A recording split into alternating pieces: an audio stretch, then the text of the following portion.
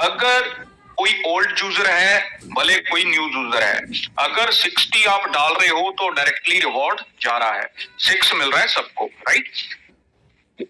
जो आईडी $200 से नीचे का आईडी है, अगर ओल्ड यूजर की मैं बात कर रहा हूं जिनका पहले ट्रेजर में अकाउंट था, तो उसको मात्र $60 डालने के बाद आईडी फुली एक्टिवेट हो रहा है, वो रिजर्वेशन में भी काउंट हो रहा है। लेकिन अगर किसी का वॉलेट बैलेंस, जो लॉक वॉलेट बैलेंस है, वो मोर देन 200 है, तो वहां पे आपको टोटल इन्वेस्टमेंट जो करना है, आप एक साथ अंडर 10 USDT डाल के भी कर सकते हो, उससे आपका अकाउंट फुली एक्टिवेट हो जाता है।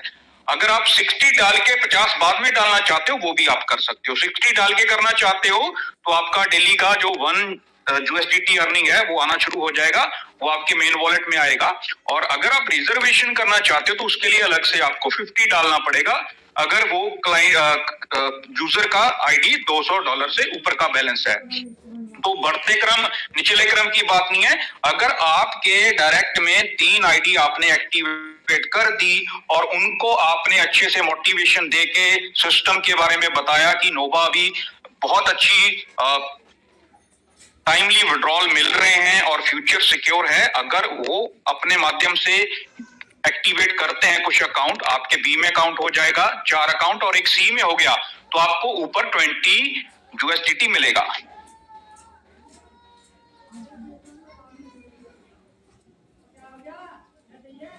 राव साहब समझ में आ रही है सर आपके? जी मैडम समझ पा रहा हूँ। जैसे सपोज करिए उसके बाद हमें जब $50 रिवार्ड लेना होगा तो 3 रहेगा, ऑलरेडी मैं किया था डायरेक्ट में, 2 करना होगा कि मतलब 5 ही करना होगा यहाँ पे डायरेक्ट की बात? जी ऐसा है कि जो क्राइटेरिया है अभी जो नोटिफिकेशन में क्लैरिफाई हुआ है, जो हमने भी कस्टमर केयर से पूछा है, मान लीजिए किसी ने 3 कर लिया और नीचे 5 हो गया तो उसको 20 मिल जाएगा, राइट? जी। उसके बाद जैसे ही आपका काउंटडाउन 5 हो जाएगा ए का और आपके बी सी में 10 हो जाएंगे तो आपको नेक्स्ट रिवार्ड मिलेगा 50।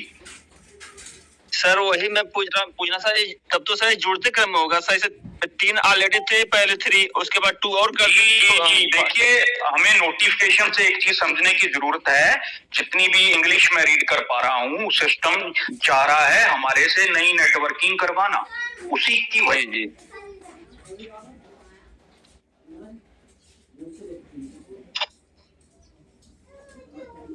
ठीक है सर, राव साहब आपका क्वेश्चन क्लियर है सर? चलिए ठीक है, ओके मैडम, धन्यवाद आपको। Thank you sir. Arvinder ji बहुत बहुत धन्यवाद सर, आपका भी तहे दिल से शुक्रिया। अब मैं इनवाइट करना चाहूंगी हमारे बीच में बहुत ही रिस्पेक्टेड पर्सन, बहुत ही अच्छे लेवल के लीडर्स, हमारे आदरणीय सितेंद्र सिंह जी पानीपत से। आइए सर, वेलकम है आपका। सितेंद्र सर स्वागत है सर, आइए, welcome. Thank you madam ji, thank you, आपने मेरे को सर सॉरी, वेलकम है सर आपका, आइए सर, अपनी बात रखने का मौका दिया। वैसे तो मेरे को सुनने में बहुत ही मजा आ रहा था, और अब तो सवाल और जवाब तो कुछ है नहीं, सभी लोग फील्ड में उतर चुके हैं और जैसे जैसे फील्ड में उतर रहे हैं रिजल्ट भी पॉजिटिव आ रहे हैं। लोगों के पास सिर्फ और सिर्फ मैसेज नहीं पहुंच रहे हैं, क्योंकि जो बीच में कम्युनिकेशन और टूटा हुआ है, बीच के लीडर अपनी टीमों को गाइड नहीं कर रहे। जब भी हम जाते हैं तो ये जवाब मिलता है कि हमारे को तो कुछ पता नहीं, सिस्टम चल रहा है या नहीं चल रहा है। तो मैं तो भी फील्ड में हूँ, तो 5-7 बंदों से मीटिंग की और वो एग्री हो गए, सिस्टम के बारे में बता, पुराने फंड के बारे में उनको कुछ पता नहीं, क्योंकि वो प्लेटफॉर्म के माध्यम से नहीं जुड़ रहे। जितनी जानकारी इन प्लेटफॉर्मों पर मिल रही है, जो जानकारी ले रहे हैं सब ने तो अपने अकाउंट एक्टिवेट कर लिए हैं, जो जानकारी नहीं ले रहे हैं वह ही पीछे रह रहे हैं और उन्हीं के अंदर वो भय और डर बना हुआ है। जब तक इन प्लेटफॉर्मों पर नहीं जुड़ेंगे तब तक उनके अंदर ये भय बना रहेगा। और जिन्होंने शुरुआत कर दी है $60 से या 110 से या 115 से, वो अपना विड्रॉल भी ले रहे हैं और उनकी अर्निंग भी आ रही है। और बिल्कुल पॉजिटिव हो रहे हैं। और मैं तो यही कहूँगा भी अपनी टीमों को इन प्लेटफॉर्मों पर ले आओ। यहाँ जो फ्री ऑफ कॉस्ट एजुकेशन मिल रही है, जो आपके अंदर डाउट है वो क्लियर हो रहे हैं, वो फिर तो कोई समस्या नहीं। लेकिन पहल तो हम सब नहीं करनी पड़ेगी। $60 का रिस्क तो लेना ही पड़ेगा। इतना बड़ी अमाउंट तो है नहीं, पता नहीं आपका क्या चला जाएगा। मैं आपको बताना चाहता हूँ, अगर आप $60 लगाओ तो $60 से आप यानी कि हजारों में इन्वेस्ट करते हो, 6,000 लगभग कीमत है, तो उससे आप 10,000, 20,000, 50,000, लाख रुपए भी कमा सकते हो छोटी सी इन्वेस्टमेंट में। ऐसा कौन सा काम है अगर आप हजारों में इन्वेस्ट करोगे लाखों में कमाओगे? बताओ आप। अगर हो तो कोई ऐसा सिस्टम ना तो पहले कभी आया है और ना आएगा, क्योंकि जो ट्रेजर ने पहले भी लोगों को खूब पैसा कमाया है। और अब ये जो नोवा में कन्वर्ट हो गया है, जिन्होंने इनके बारे में जानकारी है वो तो खूब पैसा कमा रहे हैं, अपनी टीमों को जागृत भी कर रहे हैं और बता भी रहे हैं। लेकिन कुछ जो है ना साथी अब भी नेगेटिव हैं, वो ये कह रहे हैं भाई जो पीछे हमने इन्वेस्ट किया था उसका तो मिला नहीं, लेकिन उनको पूरी जानकारी नहीं है भाई उसका भी मिलेगा जो पीछे आपने इन्वेस्ट किया था। वो कैसे मिलेगा? वो आप यहाँ जुड़ो, ये जो लिंक दिए हैं आपको प्लेटफॉर्मों के सुबह शाम जो हमारी मीटिंग होती है, जो हमारे को बताने वाले आते हैं, उनकी बात सुनो।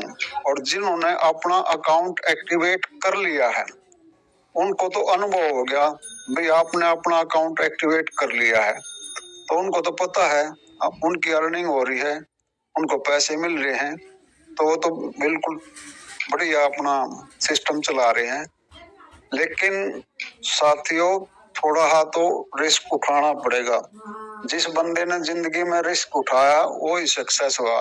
और इतना खास बड़ा भी रिस्क नहीं है कि भाई आपने काफी पैसा इन्वेस्ट करना है। तो मैं तो सभी साथियों से यही कहूंगा, अपनी टीमों को ज्यादा से ज्यादा इन प्लेटफॉर्मों के से जोड़िए। यहाँ फ्री ऑफ कॉस्ट एजुकेशन मिलती है, इसका फायदा उठाओ। आप जितना इसका फायदा उठाओगे उतनी ही सक्सेस जो ना मिलेगी आपको सफलता। और ये सिर्फ और सिर्फ NFT के बारे में नहीं, जिंदगी के बारे में भी काफी कुछ बताया जाता है। यहाँ हमने पहले 8-10 महीने जो काटे हैं, जो विषम परिस्थितियां थी वो निकल चुकी हैं, और जो तो समय हमारा बिल्कुल बढ़िया आ रहा है। लोगों वैसे मार्केट में भी फैल रही है बात भाई ट्रेजर NFT जो है ना कन्वर्ट होकर नोवा NFT में आ गई और विड्रॉल देने भी स्टार्ट कर दिए। तो आप सभी साथियों से ये रिक्वेस्ट है, सुनो सबकी, करो मन की, लेकिन इतना तो करो भाई आपका अकाउंट एक्टिवेट हो जाए, आपकी इनकम आनी शुरू हो जाए। अगर ये पहल नहीं करोगे तो फिर आप पीछे रह जाओगे, फिर बाद में पछताओगे। भाई पहले भी हम प्लेटफॉर्मों के माध्यम से सारे सीनियर लीडर कह रहे थे डिपॉजिट करो $60, हमने नहीं किए। जिन्होंने किए, मैं तो अपने बारे में बताऊं, मैं तो 7 दिसंबर को मैंने तो किए थे। अब मेरा 7 फरवरी को 2 महीने हो जाएंगे, तो मेरे तो सिर्फ और सिर्फ 4 महीने बचे हैं। 4 महीने पीछे जो ना ये जो कैलकुलेशन जो सिस्टम ने प्लानिंग हमारे सामने पेश की है, उनमें से पुराने जो हमारा फंड डिपॉजिट है उनमें से मिलना शुरू हो जाएगा, फिर बाजार में तहलका मचेगा। तो साथियों काम तो हमने ही करना है, लोगों को बताना है, अपनी टीमों को बताना है, और खुद भी पैसे कमाने हैं और अपनी टीमों को भी पैसे कमाने हैं। अगर हमारी टीम पैसे कमाओगी खुद तो हम पैसे कमाओगे। तो मैडम जी टाइम आज थोड़ा था, मैं तो वैसे मार्केट में था और मीटिंग चल रही थी, आपने मेरे को अपनी बात रखने का मौका दिया, आपका बहुत बहुत धन्यवाद। जिन साथियों ने मेरे को सुना उनका भी बहुत बहुत धन्यवाद। थैंक यू, नमस्कार, Ram Ram. Thank you sir, thank you, बहुत बहुत धन्यवाद सर आपका। आप आए और अपनी शेयरिंग रखी सर, तहे दिल से धन्यवाद सर आपका। मनोज ठाकुर जी वेलकम है सर, आइए। Thank you Mamta ji, thank you. कैसे हैं आप, ठीक ठाक? जी जी बढ़िया बिल्कुल। अच्छा, मैं ये चाह रहा था ममता जी कि कहीं लुधियाना में मतलब स्टेट वाइज अगर कहीं फिजिकल मीटिंग होना शुरू हो जाए, कारण अब तो देखिए अब तो दौर आ गया है, पूरे जंगल में आग लग चुका है, सबको पता चल चुका है कि जो दौर आ रहा है और बहुत अच्छा होगा, बहुत बेहतर होगा। तो मेरा ये था मानना कि अगर जूम मीटिंग भी हो जाए या कहीं फिजिकल मीटिंग हो, स्टेट वाइज हो जाए, चाहे लुधियाना हो जाए, चंडीगढ़ हो जाए, पंजाब में कम से कम 2 जगह मीटिंग कंपलसरी कर दीजिए। It is my special request for you all team, क्योंकि पंजाब में सबसे ज्यादा कम्युनिटी है मैडम जी। जो कॉस्ट पड़ेगा वो अपना सारे आदमी देख लेंगे, बैठ के कर लेंगे, कोई दिक्कत नहीं। मेरी स्पेशली रिक्वेस्ट है जूम मीटिंग प्लस ये, अगर इस पर कोई विचार किया जाए तो अच्छी बात है मैडम।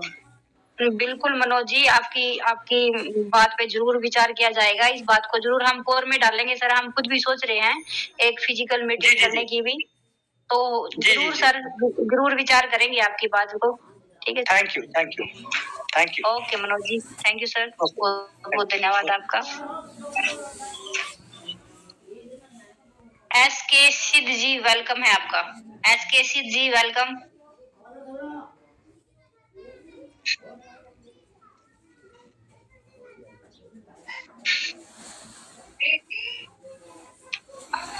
आकाश कुमार जी वेलकम है। आकाश कुमार जी वेलकम।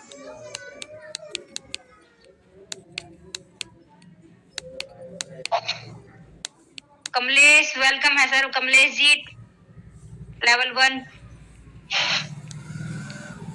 राम कुमार फौजी जी वेलकम है सर आपका। बहुत बहुत धन्यवाद मैम। सर स्वागत आपका। सबसे पहले आपको नमस्कार, प्रणाम, सत श्री अकाल, वाहिगुरु जी का खालसा, वाहिगुरु जी की फतेह, जय श्री राम और राम राम। बहुत बहुत धन्यवाद सर। इतने मंच पर 139 पार्टिसिपेंट को मैं दिल की गहराई से, सभी नारी शक्ति को भी मेरी दिल की गहराई से चरण स्पर्श अभिनंदन प्रणाम।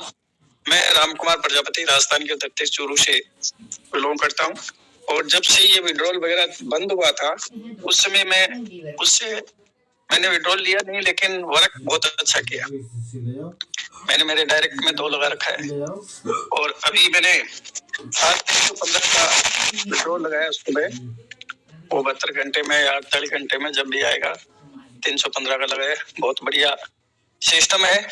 और जो पहले नेगेटिव हो रहे थे अपन लोग नो डिपॉजिट के बारे में, लेकिन सिस्टम ये चाहता है, कंपनी भी चाहती है कम्युनिटी के लिए कि जो भी सिस्टम है उसके अंदर पैसे डालेंगे तभी आगे स्टार्ट होगा। तो इसके अंदर नवा NFT आया है, इसके अंदर सभी को जो 50 और प्लस 60 डाल देंगे, उसी समय से आपको 60 से तो जो 6 महीने का है उसमें 20% अपने को मिलेगा डेली। 1.5% TFT का आ रहा है, 1.5% USDT का आ रहा है, 3% उसमें आ रहा है, और 50 का जो भी लगाते हैं उसमें रिजर्वेशन हो रहा है। मेरा लगभग 1 में 10 आ रहा था, और 2 में अभी मैं वो विड्रॉल आते ही दोनों में, एक में लगा रखा है 60, उसमें मैं 100 लगाना है और दूसरे में 110 लगाना है। तो सभी को एक्टिवेट करना जरूरी है, धीरे धीरे करते रहो, और जब करेंगे तभी से 6 महीने का टाइम लगेगा। तो अभी एक महीने से ज्यादा हो गया, अपन लोगों ने नहीं किया था। पहले तो अपन नो डिपॉजिट में रहे, लगभग 1 महीना तो वैसे निकाल दिया है, लेकिन करना उसमें जिसने किया वो माला माल है। और अभी गुरुजी ने बताया था कि ये सिस्टम सबको अरबपति बनाने के लिए आया। 1,19,00,000 हो गई थी, लेकिन अभी क्रिप्टो सब डाउन है, तो कुछ डाउन है, फिर भी जिसके पास बिटकॉइन है वो आज करोड़पति अरबपति है। जो पिज्जा खाया था 10,000 BTC का, जिसने पिज्जा खाया उसका आज डे मनाया जाता है, जो हर जुलाई को उसका जो तारीख है, शायद 22 है 18 ऐसा कुछ है, उस दिन उसको पिज्जा डे मनाते हैं। पूरे विश्व के अंदर वो विख्यात हो गया, जिसने 10,000 BTC का पिज्जा खा गया एक दिन, मतलब एक नाश्ता किया, सिर्फ ब्रेकफास्ट। अगर वो उस दिन नहीं करता तो आज वो दुनिया का नहीं, वो आज अंडानी अंबानी के ऊपर होता, इतना उसके पास आज के टाइम में धन होता। तो ये जो NFT अपना है, इसको हल्के में नहीं लेना है। आज जिसने भी खरीद लिया बहुत पैसे का, आज तो वो बोलते हैं, हमारी भाषा राजस्थानी में भाषा में बोलते हैं कि आज तो धड़ी के भाव से मिल रहा है। एक समय आएगा जब लाखों में जाएगा, तब पता चलेगा कि काश उस समय अपन लोग ज्यादा नहीं तो 2,000 4,000 के 5,000 के NFT ले लेते, तो आज भी अपन करोड़पति की लिस्ट में आते। तो बहुत बहुत धन्यवाद सर, आपने मेरे को इतने बड़े मंच पर बोलने का मौका दिया। मैं तहे दिल से शुक्रिया अदा, नमस्कार सलाम करते हुए मेरी वाणी को विराम देता हूँ। थैंक यू, धन्यवाद sir, thank you ma'am. Thank you Ram Kumar Kochin ji, बहुत बहुत धन्यवाद सर आपका। बहुत ही अच्छा मैसेज, अच्छी शेयरिंग आपने रखी sir, thank you so much. अब हमारे बीच में बहुत ही रिस्पेक्टेड पर्सन आ चुके हैं, मैं उनको आदर सम्मान सहित इनवाइट करना चाहूंगी। शमशेर सिंह सर जी आइए सर, आपका मंच पे हार्दिक स्वागत है sir, welcome on the stage Shamsher Singh sir ji. Okay ma'am, thank you. मेरी आवाज आ रही जी? वेलकम सर, जय श्री राधे राधे। राधे राधे जी, प्रॉपर है सर आपकी आवाज। ओके, सबसे पहले प्रतिभाशाली धार्मिक शख्सियतों द्वारा प्यार से चलाए जाने वाले इस सोशो इकोनॉमिक मंच को मेरा कोटि कोटि प्रणाम। इस मंच को बनाने वाले बहुत रिस्पेक्टेड श्री जितेंद्र कुमार जी और इस मंच को चलाने वाली हमारी मातृशक्ति ममता जी और रचना शर्मा जी, आपके साथ साथ लवप्रीत जी वहां पर हैं। तो कौन कौन से साथी है मुझे पता नहीं, अभी मैंने अपना ऑन ही किया था फोन। तो सभी टेक्निकल मास्टर्स को और सभी महानुभावों को और जितने भी मंच पर यहाँ पर हाजिर है सबको मेरा प्रणाम है।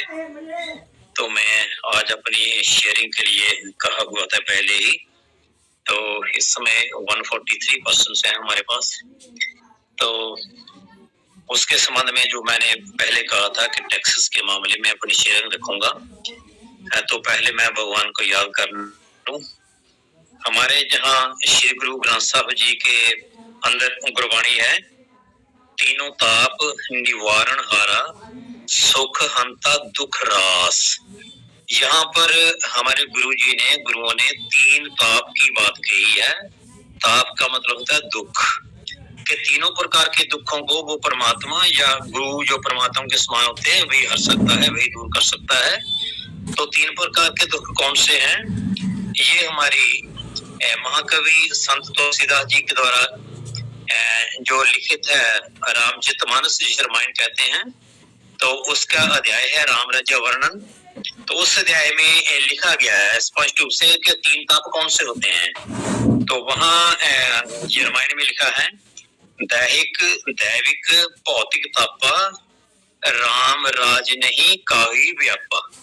ये जो राम राज्य वर्णन अध्याय है ना रामायण का, उसमें लिखा हुआ है कि 3 प्रकार के दुख होते हैं। दैहिक शरीर के संबंध में, दैविक मन के संबंध में, भौतिक चीजों वस्तु के संबंध में।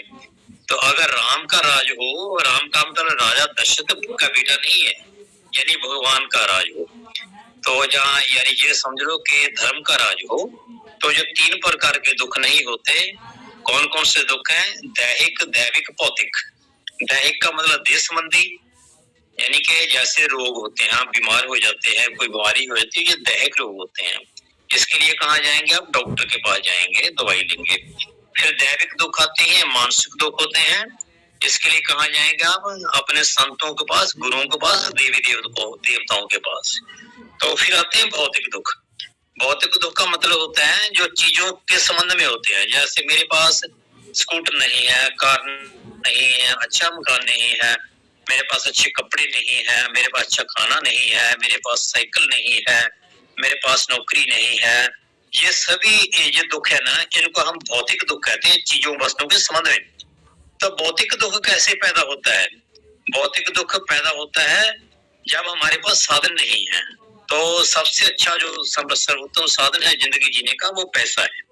जब हमारे पास पैसा नहीं है, तो इससे भी जो दुख पैदा होते हैं इनको भौतिक दुख कहा गया है।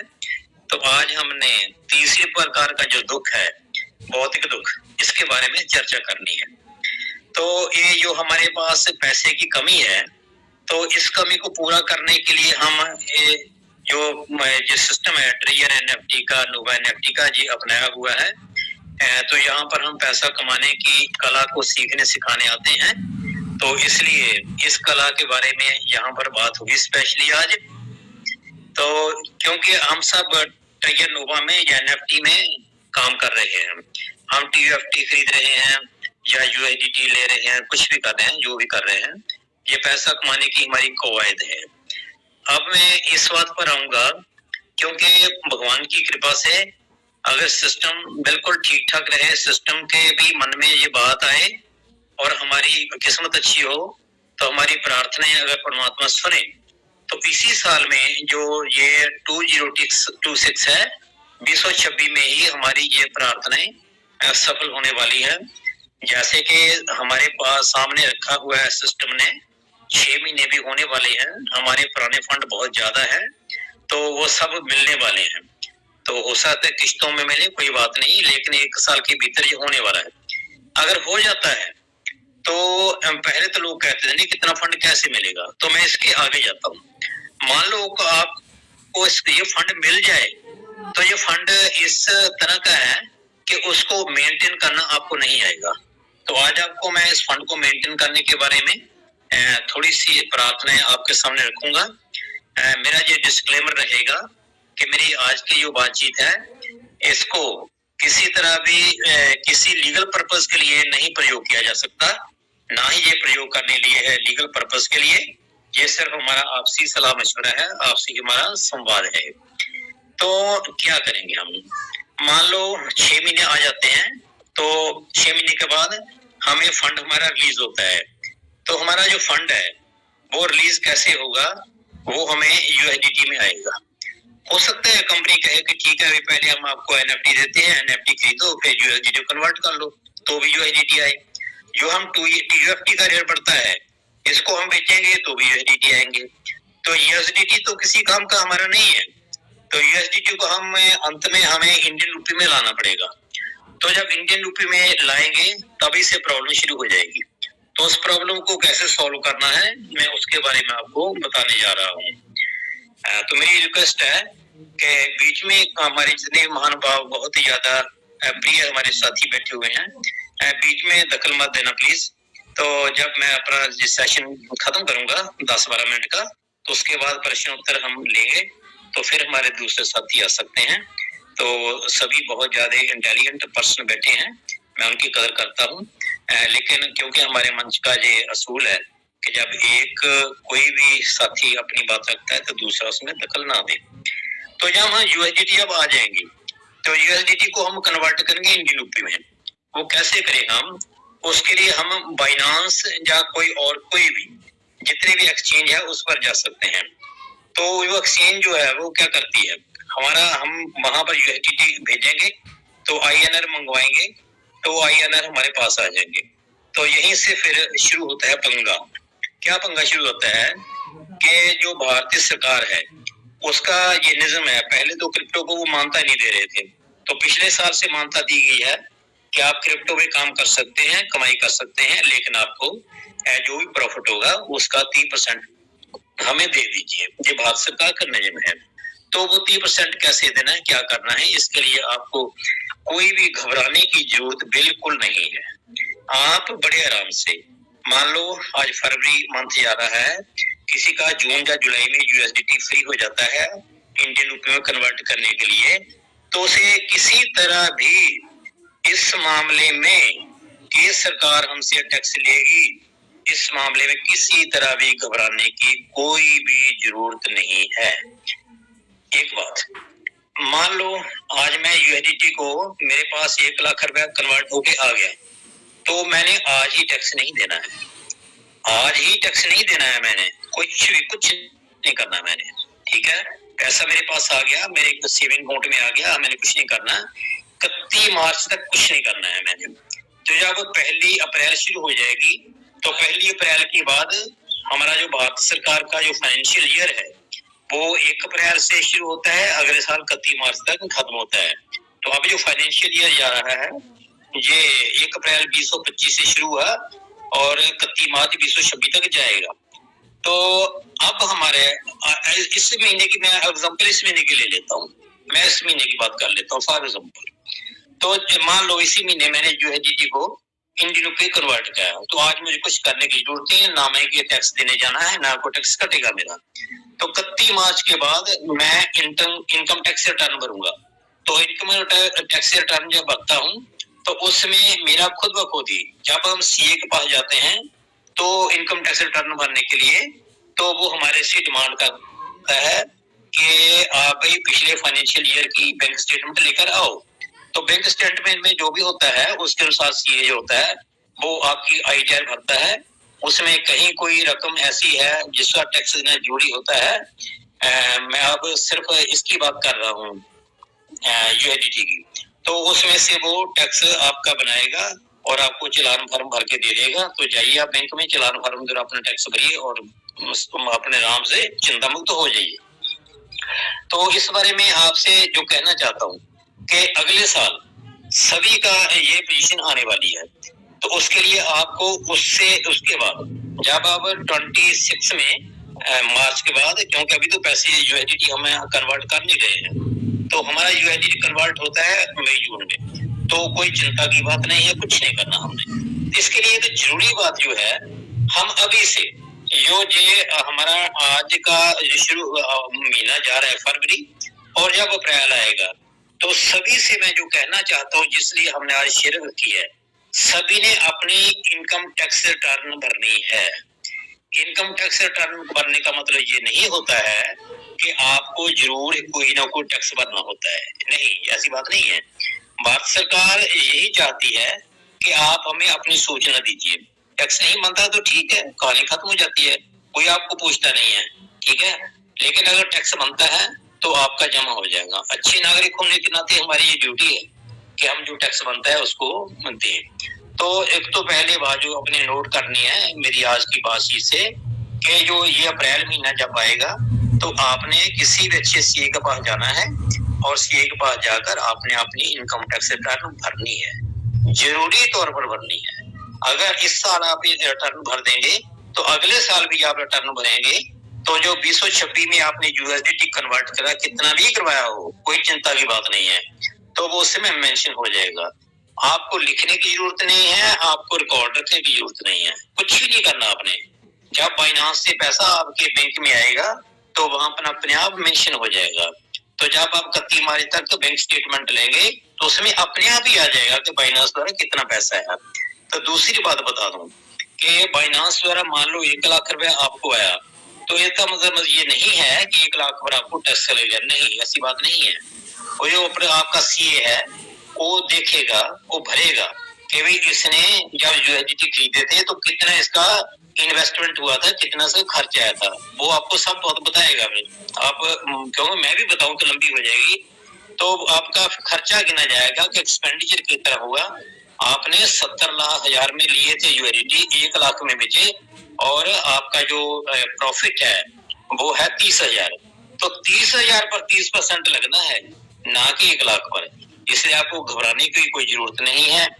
हाँ, एक बात बता दूं आपको कि ऐसा नहीं हो सकता कि बाइनांस में आप जाकर यूएसडीटी बेचकर रुपए निकालते हैं तो आप सोचे कि इसका किसी को पता नहीं है, ये बात को बिल्कुल गलत है। क्यों? क्योंकि जो हमारी जो कोई भी एक्सचेंज होती है जब किसी भी देश में जाती है तो देश से ही मंजूरी लेती है। तो हम चलो फॉर एग्जांपल बाइनांस की बात कर लेते हैं। तो जब बाइनांस भारत में आया तो इसने क्या करना था, अपने एक्सचेंज को यहाँ चलाने के लिए भारत की जो मिनिस्ट्री ऑफ फाइनेंस है उससे ये इजाजत मांगता है।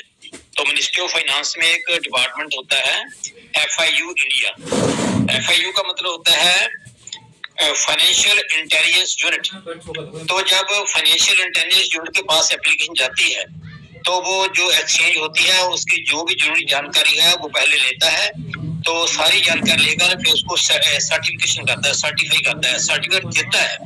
तो ऐसे अपने बाइनांस के पास FIU का यानी कि financial intelligence unit of India का सर्टिफिकेट है। तो उसमें फिर ये तय हो जाता है कि जो भी भारत में ऐसे जो बाइनांस का सर्वर है उसमें जो भी गतिविधियां होंगी वो सारी की सारी गतिविधियां फाइनेंशियल इंटेलिजेंस यूनिट के पास कैसे जाएंगी, उसकी भी वाइड सर्वर लगा है, तो उसके पास अपने आप ही वो जाती रहेगी, उस पर रिकॉर्ड जाता रहेगा। इसलिए बाइनांस द्वारा जो भी एक्टिविटी करते हैं आप, तो वो फाइनेंशियल इंटेलिजेंस यूनिट के पास है, कभी भी वो वहां से रिकॉर्ड निकाल सकता है। ये अलग बात है कि कोई एक आध पेमेंट हो तो उसको कोई ना देखे, लेकिन अगर देखना चाहे तो देख सकता है। अगर आपने ऐसी गलती की कि बाइनांस द्वारा आपने पैसा लिया लेकिन अगले साल आपने ना तो भरी आपने ITR और ना आपने टैक्स दिया, जो कि ज्यादा बनता नहीं होता है, तो फिर आपके पास आपके खिलाफ कानूनी कार्रवाई होगी और उससे आपके भी छुटकारा नहीं मिलेगा आपको। ठीक है, तो पहले तो जितना भी जो इनकम टैक्स डिपार्टमेंट है तो वहां उसके पास ये भी दिखा था कि वो आपके पास FIR भी लॉन्च करवा सकते थे, लेकिन अब की बार किया क्या सरकार ने, अब की बार कहा कि जब से आप इनकम टैक्स रिटर्न के बाद आपने छुपा के रखा, नहीं भरा वो अपना टैक्स, तो 200 रुपए पर डे से आपको जुर्माना लगेगा। तो 200 रुपए पर डे से कब से गिनना है इसके बारे में भी स्पष्ट नहीं है। जो इस साल की नमी जो आ जाएगा सेक्शन सारा बजट का, तो उसमें पता चल जाएगा कि जो आदमी गलती करता है उसको पेनल्टी कैसे लगेगी। लेकिन हमने इस पंगे में पढ़ना ही क्यों है? हम सीधे सी क्यों नहीं ईमानदारी से हम करते कि अब मैं ITR भरे और ITR में जितना भी हमारा शो हो जाएगा, आपको कुछ भी रिकॉर्ड रखने की जरूरत नहीं है, कुछ भी याद रखने की जरूरत नहीं है, कुछ भी लिखने की जरूरत नहीं है। जब आप स्टेटमेंट लेंगे उसमें सब आ जाएगा, तो स्टेटमेंट से CA अपने आप उठा लेगा। तो ये ऐसा नियम है। दूसरी बात, कल मुझे किसी ने पूछा था कि क्या अगर मतलब कि जो हमारा वॉलेट में पैसा होता है, वॉलेट में जो पैसा होता है, क्या एक वॉलेट से दूसरे वॉलेट में चला जाए तो क्या वो सरकार के ध्यान में आता है? नहीं, क्योंकि जो वॉलेट होते हैं, ट्रस्ट वॉलेट है, पैसा जो भी इतने वॉलेट है, बिटगेट है, वॉलेट में हमारी KYC नहीं होती। वॉलेट जो है हमारे भारत सरकार के किसी भी फाइनेंशियल यूनिट के पास उसकी KYC नहीं है। जो वॉलेट है वो हमारे किसी भी भारत के इकोनॉमिक यूनिट के साथ सर्वर के साथ जुड़े हुए नहीं है, क्योंकि ये पैसा ऊपर घूमता है। हम एक वॉलेट से दूसरे वॉलेट पर USDT भेज सकते हैं, एक वॉलेट से USDT अपने दूसरे वॉलेट पर हम अपना TUSD भेज सकते हैं, ऊपरी घूमता रहेगा हवा में, क्योंकि वो तब सरकार को इसमें कोई इतराज नहीं है। मैं अपने वॉलेट से आपको 1000 1 लाख USDT भेजूं, सरकार को कोई इतराज नहीं है, वो आगे भेजे कोई इतराज नहीं है, वो आगे भेजे कोई इतराज नहीं है। क्यों? क्योंकि सरकार का उसमें कोई नुकसान नहीं है। सरकार इसलिए उस पर निगाह नहीं रखती है कि आखिर तो आपने भारतीय करेंसी में एंटर करना ही है ना। तो जब आप भारतीय करेंसी में एंटर करेंगे तो फिर एक्सचेंज पर जाएंगे, तो जो भी एक्सचेंज पर जाएंगे उसका जो सर्वर है वो फाइनेंशियल इंटेलिजेंस यूनिट के साथ जुड़ा हुआ है, तब आप टैक्स के दायरे में आ जाएंगे। तो एक बात और बता दूं कि जो क्रिप्टो का टैक्स है, इसकी जो धारा है, जो सेक्शन है, जैसे मैंने आपको पहले भी बताया था इस धारा के बारे में कि ये धारा बिल्कुल अलग है। आपका टैक्स और किसी बात से लगता हो चाहे ना लगता हो, आके कृपया भी नहीं पाते हैं किसी माध्यम से, लेकिन जो क्रिप्टो का पैसा आपके पास आएगा उसका टैक्स आपको देना ही पड़ेगा और वो प्रॉफिटेबल होगा। दूसरी बात जो मैं आपसे सामने रखना चाहता हूँ कि अगर आप कमा रहे हैं तो आपकी ये ड्यूटी बनती है कि भारत सरकार के साथ वो भारत सरकार के पास अपना रिकॉर्ड रखें। इसमें कोई बुरी बात नहीं है, ये अच्छी बात है, क्योंकि इस भारत सरकार चाहती है। ठीक है, अगर थोड़ी बहुत देखो, एक बात और बता दूं, अगर आप ITR भरते हैं, ITR में मान लो मेरा टैक्स बनता है, क्योंकि अगर तो मेरा डॉक्यूमेंटल टैक्स है, डॉक्यूमेंटल मेरी इनकम है, जैसे मैं पेंशन लेता हूं तो उस डॉक्यूमेंट से मैं भाग नहीं सकता। वो डॉक्यूमेंट मेरा बिल्कुल प्रूफ है पूरा मेरा कि मेरा इतना बना, उसका बकायदा बैंक हमें एक फॉर्म निकाल के देती है कि जब भी आपकी साल की जो पेंशन है इतनी है, तो उस पर हमें कैलकुलेशन के हिसाब से अगर टैक्स में आते हैं तो देने पड़ेगा। लेकिन जो आम आदमी है, आम आदमी का अगर मान लो टैक्स बनता है, वो चोरी का भी लेता है तो थोड़ा दे देता है, तो उस पर कोई ध्यान नहीं देता। क्योंकि जितनी फाइलें, आपको मैं इनकम टैक्स डिपार्टमेंट की साइकोलॉजी बता दूं, जितनी फाइलें टैक्स पेड होती हैं वो एक तरफ जाती हैं, और जितनी फाइलें जिन पर ITR में टैक्स नहीं होता है वो एक तरफ लगती हैं। तो एक तरफ जो